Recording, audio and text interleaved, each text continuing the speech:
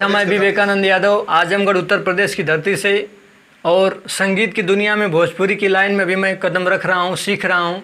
यदि कोई त्रुटियाँ होंगी तो आप क्षमा करेंगे। और ये गंगा जल स्टूडियो के द्वारा जा रहा है, हमारा चैनल पे जाएगा गंगा जल स्टूडियो। आप लोग नेट में सर्च मारेंगे गंगा जल स्टूडियो महादेवगंज तो सर्च में दिखाएगा। और इसको लाइक कीजिए, सब्सक्राइब कीजिए, शेयर कीजिए। और हमारा बिरहा अच्छा लगे तो आप आशीर्वाद प्यार दीजिए। हम भोजपुरी लोकगीत बिरहा सब गाएंगे, अभी सीख रहे हैं, लेकिन अगर कोई त्रुटियाँ होगी क्षमा करेंगे। और एक स्वार्थी संसार वाला गाना है, साधु वाला, उसी को हम सुनाने जा रहे हैं। अरे दुनिया बस्वार्थी, जमाना बस्वार्थी, स्वार्थ में कोई क्या कोई न होला। अरे पिजड़ा बस्वार्थी, इस सुगनवा बस्वार्थी, स्वार्थ में बिटिया के उठ जाला डोला। अरे गुरु माता पिता, अरे गुरु माता पिता सब ही स्वार्थ के संगी। कभी प्यारे लाल, कभी प्यारे लाल, विवेक खोला नयनवा के।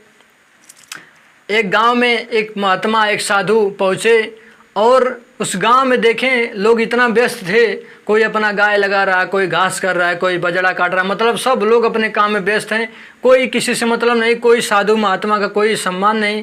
तो जोगी बाबा, साधु बाबा, वो दिमाग में आ गया कि इस गांव के लोगों को कुछ बताना ज़रूरी है। और गांव के लोग को इकट्ठा कर लिए दोपहर के टाइम में और सबको बताने लगे बाबा कि दुनिया स्वार्थी है, कोई किसी से मतलब नहीं है, ये जीवात्मा है, सब भगवान की देन है, सब पूजा पाठ आरती वंदना करना चाहिए। ये मन बहुत अधम है, पूजा में, जप में, तप में, भक्ति में, आराधना में, वंदना में ये मन नहीं लगता है। तो बाबा बताना शुरू किए। भाव रामायण के चौपाई से लिया गया। कैसे मास्टर? ओ उल्टा नाम जपत जग जाना, वाल्मीकि भय ब्रह्म समाना। राम सिया राम, सिया राम जय जय राम, राम सिया राम, सिया राम जय जय राम। अरे सद्गुरु नाम जपत जग जाना, वाल्मीकि भय ब्रह्म समाना। राम सिया राम, सिया राम जय जय राम, राम सिया राम, सिया राम जय जय राम। तबले सब सुनत रहा कि जोगी बाबा सुनावत रहे। वही में लड़का बैठल रहा, ओकर नाम रहे रामदास। और रामदासवा थोड़ा दिमाग हल्का से कम रहे और बगलिया लड़कन से कहता, करे यार का राम सिया राम से कैले बा। तो लड़कवा सब पिन मारी, तनी पूछता हो न हो तो पट दे खड़ा होगा, कहे साधु फाधु का राम सिया राम से कैले आ। तो कहें कि बाबा कहें कि हे लड़के थोड़ा शांत से रहो और तुम्हारी जवानी थोड़ा शांत से बात करो। तो लड़का कह रहा कि बाबा कहें दुनिया में सब स्वार्थी बा। तो लड़कवा कहा तो सिद्ध करके दिखावा। अरे बाबा कहें अगर हम सिद्ध कर देव तब। तो लड़कवा कहा सिद्ध कर देवा तो चेला बन जाओ। और लड़कवा का अगर सिद्ध ना कर पाबा तब। तो बाबा कहे तब हम तोड़ चेला बन जाओ। तो लड़कवा कहा कि चेला नहीं, हमारा चेला नहीं बनबा, हम तो ना बना पाई, लेकिन तो आज दोनों मार के गोड़ हाथ तोड़ दे। बाबा कहें जब सर्व बात कर रहा तभी मरई पीटे के बात करता रहा। ये भाई तो कोनो पढ़ाई नहीं पढ़े का? लड़कवा का हम कभी स्कूल गए नहीं किए तो पढ़ेंगे का? तो लड़कवा बोलता है कि हमारे बाबू बहुत मानते हैं, हमारे भाई भैया बहुत मानते हैं, हमारी पत्नी बहुत मानती है। और जो दुल्हैया पत्नी है 2 महीने का आई हुआ वो तो इतना माने ले कि जब दाली में 2 कल घी ना डालो कि चैने नहीं पड़े।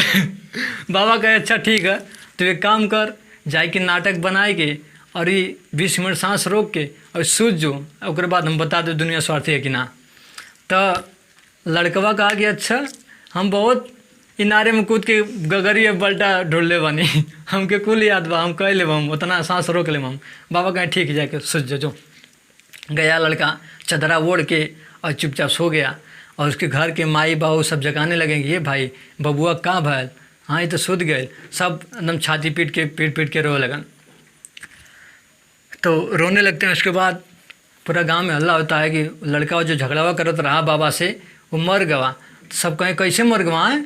तले बाबा जी आते हैं, अरे घूमते आई न जोगी बाबा, अरे तेरे ता सरंगिया पूछे करे कहीं हवा सब ही रुदनवा।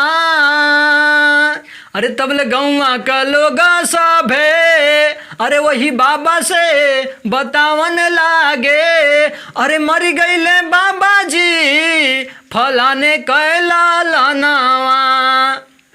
बाबा कहे मर गवा कैसे? ये बाबा मर गवा कहाँ जनी बाबा गाँज फेंकत रहा कीड़ा काट लिया कैसे मर गवा? तले वही गौवा के लोग से अरे बाबा जी बतावन लागे। अरे हम तो जी आई देब ई हम ला नावा। तो गांव के लोग सब सोचे लगा ये बाबा जी आए देवा। बाबा कहे हाँ जी आए दे। ये बाबा जी आए देवा। अरे जी आए दे भाई कैसे जिए बा? तो बाबा बताओ लगे कैसे जिए। अरे जहर क शीशिया अरे गो महुर क डिबिया हो। अरे एक ढक्कन जे है पीली है अरे उ तो मरी जई है लेकिन जी जई है सुगनावा। अब गांव के लोग सुना कि सधुआ जहर पियावता। सब लोग कहे लगल अपने लड़का के दिन सवा छोकना पलटनवा चला सो घरे बच्ची गाय लगावे के टाइम हो गई। सब भागे लगे। तब मास्टर कवि प्यारे लाल की कलम देखो लिखती है। क्या लिखती है बाबू? अरे जहरावा की बतिया पर अरे जहरावा की बतिया पर अरे सब ही पाराय हो। जहरावा की बतिया पर सब ही पाराय हो। जहरावा की बतिया पर अरे गौवा के लोग भागे जनवा बचाई रामा। गौवा के लोग भागे जनवा बचाई रामा। अरे जबरी साधुया दे अरे जबरी साधुया दे केहू के पियाय हो। जहरावा की बतिया पर सब ही पराय हो। जहरावा की बतिया पर भगो सब लोग भाग गए। अब घरे बाबा देखत रहे कि सब माई रोती है बाबू रोते हैं। बाबू से कहें कि ये बाबा ये बाबू जी ये पी ला तो लड़का जी जाई। बाबू कहें हाँ हम कहाँ पी बुढ़िया पिए पहले हम मर जाए तो का देखब का लड़का के। बुढ़िया के ले गए। बुढ़िया के हम कहाँ पी बुढ़ऊ पिए। ओकर बाद देखला दुल्हैया सबसे ढेर रोतिया। दुल्हैया के लगी नहीं बेटी ला ई पी के मर दा तो दुल्हा जी जी हैं। तो लड़किया कहते हाँ हम कहाँ पिए हमारे बाबू माई दूसरे जगह ना कर दिए का। पगला चदरा में सुनता हाई देखा। अच्छा बताई ना बाद में तो हम लोग के। ओकर बाद बहनियाँ देखत रहे सबसे ज़्यादा बहनियाँ रोतिया। बहनियाँ के ले गए बहनियों मना कर दिए। सब पूरा परिवार न कर गया। उसके बाद बाबा जी चदरा घींच के और बोले उनसे लड़का से बोले रामदास जोगी से रामदास लड़के से बोलते हैं कि अरे लड़के उठा ले डंडा और संत की पीठ हाजिर है जितना तुमको मारना है मार ले। अब लड़का रोता उठ गया। उसके विश्वास हो गया कि दुनिया स्वार्थी बा। लड़का बाबा जी का गोर पकड़ के रो रहा है और बोलता है बाबा जी अपना चेला बना लीजिए। तो भाव लिखते हैं कवि जी कैसे? बोले साधु उठ जा चंदर झार बोला बचावा। अरे बोले साधु उठ जा चंदर झार बोला बचावा। तो के हुए दुनिया में तोहार बोला बचावा। के हुए दुनिया में तोहार बोला बचावा। अरे कौन तोहरे बाप बाटे अके बाटे मतारी हो। अरे कौन बाटी खास बहिनिया अके बा घर के नारी हो। बाबा जी एकदम गुस्सा में उठा के चदरा खींच ली। अरे लड़के ये ले लाठी और संत की पीठ हाजिर है जितना लाठियाँ चलानी है चला ले।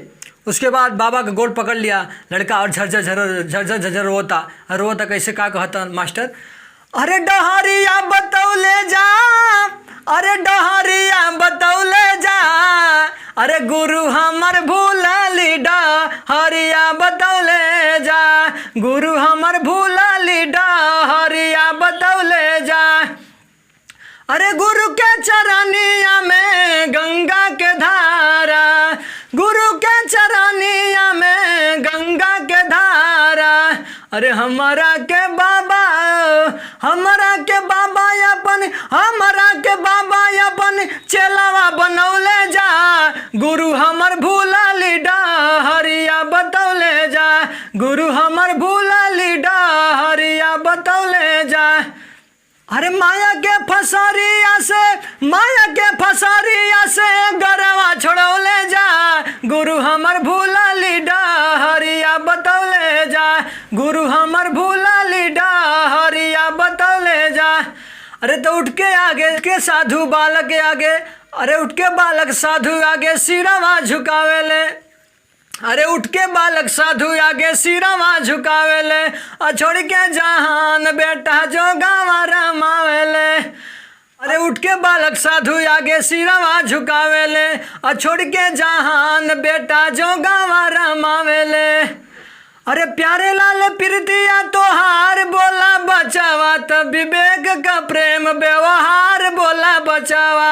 अरे विवेक का प्रेम व्यवहार बोला बचावा, तो प्यारे लाल प्रीतिया तोहार बोला बचावा।